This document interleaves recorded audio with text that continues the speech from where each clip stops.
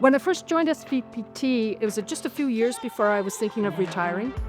And I knew I wanted to live, to have a really active and independent life. I find the trainers here so knowledgeable, so flexible. And what I mean by flexible is I might come in on a day and say, look, it doesn't happen often, but it might come in and say, okay, no, I just can't do it today. And on the spot, they'll say, okay, let's do some stretching or mobility stuff. Only shortly after I was coming here, and a lot of the things they focus on here are core, on balance. For me, as I'm getting older, power and so on. And I remember one winter as I'm walking down the sidewalk, I was just about to cross the road. There was no cars around, so not dangerous. And my feet just went out on a patch of ice. But I managed to just do sort of a turn in the air and land on my feet. And I thought, without the core work I've been doing, without that strength, or the balance, I would have, landed on my butt or done some serious damage.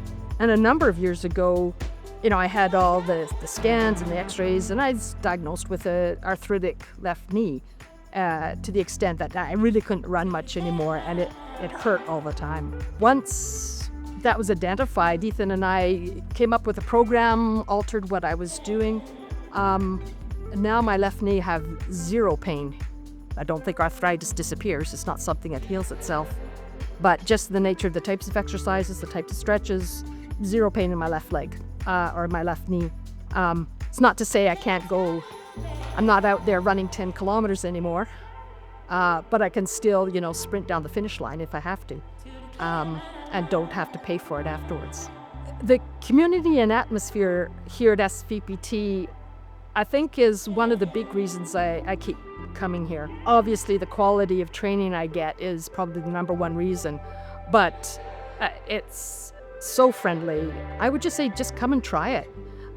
Make that, maybe give it a month or so. I think that's probably long enough if you came twice a week for a month, just to give it a try.